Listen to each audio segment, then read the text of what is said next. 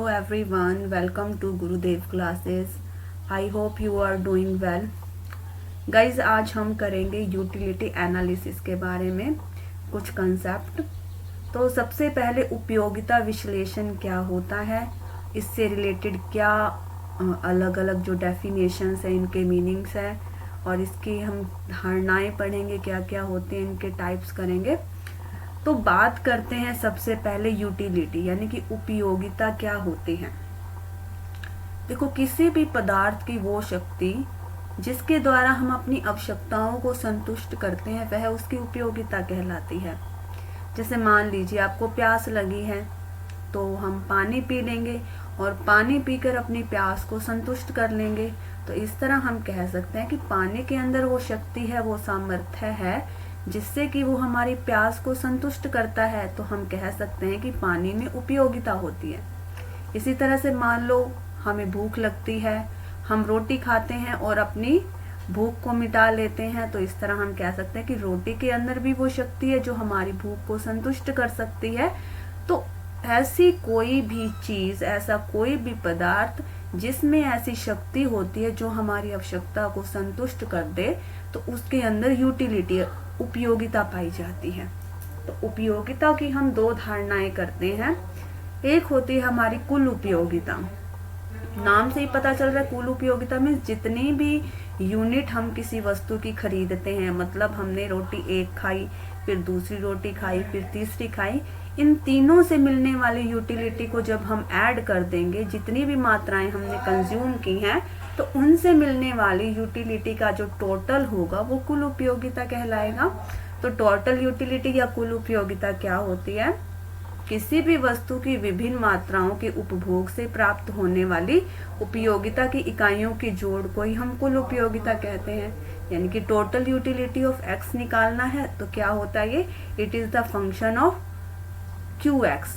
Means जितनी भी हम क्वांटिटी एक्स की जितनी भी हम क्वांटिटी खरीदते हैं, उनकी जितनी भी हमें यूटिलिटी प्राप्त होती है उनको हम टोटल कर लेते हैं। लाइक हमने 5 यूनिट कंज्यूम की, तो first unit plus second unit plus third plus fourth plus fifth, तीनों यूनिट से जितनी यूटिलिटी मिली है उसको ऐड कर देंगे तो हमारी टोटल यूटिलिटी आ जाएगी। अब बात करते हैं मार्जिनल यूटिलिटी की। सीमांत उपयोगिता क्या होती है? तो इकोनॉमिक्स में सीमांत का मतलब होता है एक अतिरिक्त। यानी कि जब हम किसी वस्तु की एक एडिशनल यूनिट का, एक अतिरिक्त इकाई का उपयोग करते हैं, तो कुल उपयोगिता में जो वृद्धि होगी वो उसकी सीमांत उपयोगिता कहलाएगी। इसको कैसे माप सकते हैं? यानी कि मार्जिनल यूटिलिटी ऑफ एन। अगर मान लो हम 10वीं इकाई की यूटिलिटी प्राप्त करना चाहते हैं तो हम क्या करेंगे? Total utility of N minus total utility of N minus 1। यानी कि जो 10वीं यूनिट से हमें यूटिलिटी मिली है उसमें से 10 तक जो यूटिलिटी मिली है उसमें से हम 9वीं जो वस्तु है, 9वीं जो हमने यूनिट कंज्यूम की है उसको माइनस कर देंगे। या दूसरा इसका फॉर्मूला हो सकता है कि मार्जिनल यूटिलिटी कैसे काउंट कर सकते हैं? चेंज इन टोटल यूटिलिटी, यानी कि जो हमारी कुल उपयोगिता में परिवर्तन आया है उसको हम ऊपर लिख देंगे और चेंज इन क्वांटिटी, क्वांटिटी में जो चेंज आया उसको नीचे रख देंगे। तो इस तरह से हम मार्जिनल यूटिलिटी यानी कि सीमांत उपयोगिता को काउंट कर सकते हैं। अब बात करते हैं सीमांत उपयोगिता 3 तरह की होती है। एक ये धनात्मक भी हो सकती है मार्जिनल यूटिलिटी, शून्य भी हो सकती है और ऋणात्मक भी हो सकती है। अब देखो, धनात्मक सीमांत उपयोगिता यानी कि पॉजिटिव मार्जिनल यूटिलिटी कब होती है? जब हम किसी वस्तु की एक अतिरिक्त इकाई का उपभोग करते हैं, तो यदि उससे कुल उपयोगिता बढ़ती है तो इन इकाइयों की जो सीमांत उपयोगिता होगी वो धनात्मक होगी। इसी तरह से एक अतिरिक्त इकाई का उपभोग करने से जब कुल उपयोगिता में कोई चेंज नहीं आता है तो हमारी सीमांत उपयोगिता 0 होगी। और ऋणात्मक कब होगी? जब किसी वस्तु की अतिरिक्त इकाई का प्रयोग करने से कुल उपयोगिता घट जाती है, तो वहां पर हमारी सीमांत उपयोगिता ऋणात्मक मानी जाएगी। अब बात करेंगे उपयोगिता विश्लेषण और उपभोक्ता सीमा संतुलन या एक वस्तु की स्थिति में, यानी कि यूटिलिटी एनालिसिस हम पढ़ेंगे। और ये कैसे पढ़ेंगे हम? एक कमोडिटी के केस में। तो सबसे पहले हमें ये पता होना चाहिए कि उपभोक्ता संतुलन में कहाँ पर होगा। तो एक उपभोक्ता क्या करता है, किसी भी वस्तु की एक उपभोक्ता उतनी मात्रा खरीदता है जितने में उसको ज्यादा से ज्यादा संतुष्टि हो, यानी कि अब अपने अधिकतम संतुष्टि के लेवल को जब वो प्राप्त कर रहा होता है तब वो संतुलन की स्थिति में होता है। और जो उपभोक्ता का संतुलन है ना, इसको निकालने के लिए हमने 3 चीजों को ध्यान में रखना है। पहली चीज क्या है, वस्तु की कीमत दी हुई होगी। दूसरी क्या है, वस्तु की सीमांत और कुल उपयोगिता दी हुई होगी। और तीसरी है हमारी मुद्रा की सीमांत उपयोगिता, जो कि हम स्थिर मान के चलते हैं। यानी कि जो मुद्रा की सीमांत उपयोगिता है वो होना चाहिए, वस्तु की सीमांत और कुल उपयोगिता वो पता होना चाहिए, और वस्तु की कीमत के बारे में पता होना चाहिए। तो अब हम करेंगे कि मुद्रा की सीमांत उपयोगिता होती क्या है। यहाँ पर एक बात हमें ध्यान रखनी है कि जो मुद्रा की सीमांत उपयोगिता है ना, उसको हमने कांस्टेंट लेके चलना है। हम ये मान के चलते हैं वो घटती बढ़ती नहीं है, वो स्थिर रहती है। तो यहाँ पर मुद्रा की सीमांत उपयोगिता का मतलब क्या होता है कि 1 रुपए से जो हम वस्तुएं खरीद पाएंगे, उन वस्तुओं से हमें कितनी यूटिलिटी प्राप्त होगी, वही हमारी मुद्रा की सीमांत उपयोगिता मानी जाएगी। जैसे यहाँ पर एग्जाम्पल दे रखा है कि मान लो 1 रुपया है और उस 1 रुपए से हम 100 ग्राम चीनी, 500 ग्राम चावल और 500 ग्राम नमक ले सकते हैं। और इन तीनों चीजों को यूज करने से हमें कुल उपयोगिता 50 यूटिल मिलती है। यूटिलिटी को हम उपयोगिता को हम यूटिल्स में मापते हैं। तो अगर हमें इन सारी चीजों को जो कि 1 रुपए की आती हैं, इनको यूज करने से 50 यूटिल्स प्राप्त होते हैं, तो यहाँ पर हम ये मानेंगे कि जो मुद्रा की सीमांत उपयोगिता है वो 50 होगी। तो 1 रुपए के मूल्य के बराबर जो भी हमें मिलेगा वो हमारी मुद्रा की सीमांत उपयोगिता मानी जाएगी। अब देखो एक उदाहरण लेके चलते हैं जिसके अंदर हम ये मान के चलेंगे जो मुद्रा की सीमांत उपयोगिता है वो 4 यूनिट है। मीन्स जो 1 रुपया है, 1 रुपए से जितनी भी हम चीजें खरीद सकते हैं उससे उपभोक्ता को 4 यूटिल्स मिलते हैं। ठीक है। और हम ये भी मान लेते हैं क्योंकि एक वस्तु के उसमें सेंटर को, एक वस्तु को सेंटर मान के हम ये उपभोक्ता संतुलन कर रहे हैं, तो हम ये मान के चलते हैं कि वो एक्स वस्तु को खरीदने का इच्छुक है, यानी कि उपभोक्ता एक्स वस्तु को खरीद रहा है और जो सीमांत उपयोगिता है मुद्रा की वो 4 है। मीन्स वो स्थिर है, 4 ही रहेगी। और उसके बाद जो वो एक्स को खरीदना चाह रहा है ना, उसकी जो वैल्यू है, यानी कि 1 एक्स अगर खरीदता है तो उसको 4 रुपए अदा करना पड़ेगा। यानी कि वस्तु की कीमत आ गई हमारे पास, और वस्तु की हमारे पास सीमांत उपयोगिता आ गई, और वस्तु की मुद्रा की सीमांत उपयोगिता आ गई। ये तीनों चीजें आ जाती हैं। अब देखो क्या होता है, जैसे जैसे हम एक्स वस्तु की इकाइयों को खरीदना ज्यादा शुरू कर देते हैं, एक एडिशनल इकाई को खरीदते हैं, तो उससे मिलने वाली जो सीमांत उपयोगिता है वो धीरे धीरे घटती चली जाती है। जैसे जब हमने 1 एक्स की इकाई खरीदी तो हमें 20 यूटिलिटी मिल रही थी, उसके बाद हमने बढ़ा दी 2 से, तो हमारी यूटिलिटी थोड़ी सी कम हो गई। उसके बाद एक टाइम आएगा कि यूटिलिटी 0 हो गई। इसी तरह से जो हमारी सीमांत उपयोगिता है वो हमारी नेगेटिव भी हो सकती है। तो जो अभी हमने पढ़ा था, जो सीमांत उपयोगिता है वो पॉजिटिव भी हो सकती है, वो 0 भी हो सकती है, वो नेगेटिव भी हो सकती है। अब यहाँ पर देखेंगे कि एक उपभोक्ता कहाँ संतुलन में होगा या कितनी कितनी चीजें खरीदेगा। वो 1 पे रुकेगा, 2 पे रुकेगा, 3 पे रुकेगा या 4 पे रुकेगा। तो सबसे पहले हम लेके चलते हैं कि जो 1 रुपए का मूल्य है ना वो किसके बराबर है, 4 यूटिल्स के बराबर है। मीन्स 1 रुपए से जो भी हमें यूटिलिटी मिलती थी वो 4 मिलती थी, जो हमारी की मुद्रा की सीमांत उपयोगिता थी। अब यहाँ पर पहली इकाई से हमें 20 यूटिलिटी मिल रही है ना।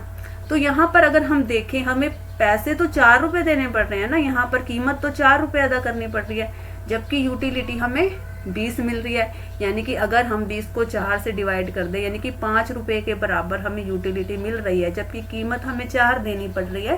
तो इसका मतलब हम इस इकाई को खरीदेंगे तो हम 1 वस्तु को खरीदेंगे। तो अब बात आती है कि क्या हम दूसरी इकाई को भी खरीदेंगे, इसका भी पता चल जाएगा। देखो दूसरी इकाई को खरीदने से हमें 18 यूटिलिटी मिलती है, राइट। 18 को डिवाइड कर देंगे, 4 रुपए एक्स्ट्रा खर्च करना पड़ेगा। 18 को जब हमने 4 से डिवाइड किया तो कितना आया, 4.5 आया। तो हमें पे तो 4 ही करना पड़ रहा है, लेकिन हमें कितने रुपए के बराबर संतुष्टि मिल रही है, 4.5 के बराबर। तो हम सेकंड यूनिट भी खरीदेंगे। अब बात करते हैं हम कहाँ स्टॉप होंगे। हम वहां पर स्टॉप होंगे जहां पर जो हमने भुगतान किया है, वस्तु की जो एक्स वस्तु की कीमत है, जब उसकी मार्जिनल यूटिलिटी ऑफ मनी के बराबर आ जाती है। यानी कि मार्जिनल यूटिलिटी ऑफ एक्स, जो सीमांत उपयोगिता है एक्स की, और जो हमारी मुद्रा की सीमांत उपयोगिता है, उन दोनों का जब रेशियो आ जाता है इक्वल, तो हम बोल सकते हैं कि वहां पर हम रुक जाएंगे, उससे आगे हम नहीं बढ़ेंगे।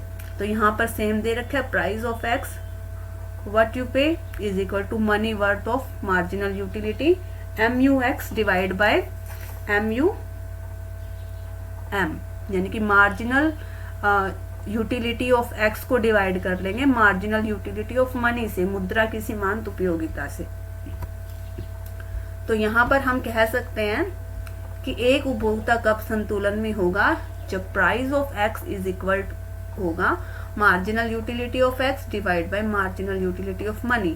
यानी कि एक अतिरिक्त इकाई को खरीदने के लिए हम कितने पैसे दे रहे हैं, और एक अतिरिक्त इकाई से जो हमें सीमांत उपयोगिता मिल रही है वो क्या मिल रही है, उन दोनों को कंपेयर करेंगे। जब ये दोनों चीज बराबर हो जाएंगी, वहीं पे संतुलन में हो जाएगा और वहीं हम स्टॉप कर देंगे, उससे आगे हम नहीं लेंगे। तो यहाँ पर संतुलन की स्थिति क्या आ जाएगी, यहाँ पर जो पी एक्स है इसको यहाँ ले आओ, और जो मार्जिनल यूटिलिटी ऑफ मनी है इसको क्रॉस कर दो। तो यहाँ पर हम ये कह सकते हैं जो मार्जिनल यूटिलिटी ऑफ मनी है वो किसके बराबर हो सकती है, marginal utility of x divide bye price of x. अब इसी को हम एक चित्र की सहायता से समझ सकते हैं कि उपभोक्ता कहाँ संतुलन में होगा। अभी हमने पढ़ा उपभोक्ता वहां संतुलन में होगा जहां मार्जिनल यूटिलिटी ऑफ एक्स और मार्जिनल यूटिलिटी ऑफ मनी दोनों बराबर हो जाएं। तो जब इस चित्र को बनाया गया है तो एक चीज ध्यान में रखी गई है कि यहाँ पर जो प्राइस ऑफ एक्स है उसको 1 माना गया है, ठीक है। तो ये जो मार्जिनल यूटिलिटी ऑफ एक्स होती है वो हमारी गिरती हुई है, यानी कि जब हम एक इकाई को कंज्यूम करेंगे तो ज्यादा यूटिलिटी मिलेगी, दूसरी को कंज्यूम करेंगे तो कम मिलेगी, तीसरी को यूनिट को कंज्यूम करेंगे तो और मार्जिनल यूटिलिटी कम होती चली जाएगी। तो मार्जिनल यूटिलिटी ये हमारा डाउनवर्ड स्लोपिंग है। और एक और हमने चीज क्या मान्यता ली थी कि जो मार्जिनल यूटिलिटी ऑफ मनी होता है, जो मुद्रा की सीमांत उपयोगिता होती है, वो कांस्टेंट होती है। तो यहाँ पर हमने इसको कांस्टेंट रख लिया है। तो जहां पर ये दोनों इक्वल हो जाएंगी वहीं पर पॉइंट ऑफ इक्विलिब्रियम हो जाएगा, यानी कि यहाँ पर आर जो पॉइंट है यहाँ पर कंज्यूमर इक्विलिब्रियम में होगा, वो इतनी इकाइयां यूज करेगा। अब बात करेंगे, अभी तक तो हमने एक कमोडिटी के केस में किया कि कहां पर उपभोक्ता संतुलन में होगा। अब मान लीजिए कंज्यूमर को 2 चीजें खरीदनी है या 2 से ज्यादा खरीदनी है, तो वो कैसे संतुलन में होगा। सिंपली हम क्या करेंगे, जहां पर मार्जिनल यूटिलिटी ऑफ 1 कमोडिटी को डिवाइड कर देंगे प्राइस ऑफ फर्स्ट कमोडिटी से, ऐसे ही marginal utility of second commodity को डिवाइड कर देंगे प्राइस ऑफ सेकंड कमोडिटी से। ये तब तक चलता जाएगा जब तक nth यूनिट नहीं हो जाती, 5 हो सकती है, 6 हो सकती है, 7th हो सकती है, कितनी भी हो सकती हैं। और ये सारे के सारे किसके इक्वल होनी चाहिए, मार्जिनल यूटिलिटी ऑफ मनी के, जो कि हम कांस्टेंट लेके चलते हैं, जो marginal utility of money constant रहता है। तो कुल मिलाकर अगर एक वस्तु के संदर्भ में करें तो भी यही करना है हमें, marginal utility of x is equal to marginal utility of money. 2 वस्तुओं के केस में है तो इन दोनों को इक्वल रख देंगे मार्जिनल यूटिलिटी ऑफ मनी। 3 के केस में इन तीनों को इक्वल रख देंगे मार्जिनल यूटिलिटी ऑफ मनी। और n वस्तु के केस में है तो इसको n को रख देंगे मार्जिनल यूटिलिटी ऑफ मनी से। अब इसी को अलग अलग दिखाया गया कि अगर 2 वस्तुएं हैं तो हमारी जो मार्जिनल यूटिलिटी ऑफ x है, x वस्तु के लिए हमारी गिरती हुई होगी, और इसी तरह से y के लिए ये भी हमारी गिरती हुई होगी। दोनों कहाँ पर उपभोक्ता संतुलन में होंगे, जहां पर इन दोनों की जो मार्जिनल यूटिलिटी ऑफ एक्स और प्राइस ऑफ एक्स है वो इक्वल होगा मार्जिनल यूटिलिटी ऑफ वाई और प्राइस ऑफ वाई, और वो किसके इक्वल होनी चाहिए, मार्जिनल यूटिलिटी ऑफ मनी। अब ये दोनों अलग अलग हैं, इनको मार्जिनल यूटिलिटी ऑफ मनी के इक्वल करने के लिए हम क्या करेंगे, इनको आमने सामने रख देंगे। तो यहाँ पर हमने जो वाई एक्स है, यहाँ पर हमने इधर से इस साइड चलेंगे तो ये हमारी एक्स कमोडिटी को दिखाएगा, और इस साइड से इस साइड चलेंगे तो ये कंजप्शन ऑफ वाई कमोडिटी दिखाएगा। ये marginal utility of X as it is रहेगा, लेकिन ये तिरछा हो जाएगा इस तरह से, क्योंकि हमने इसको पलट दिया ना।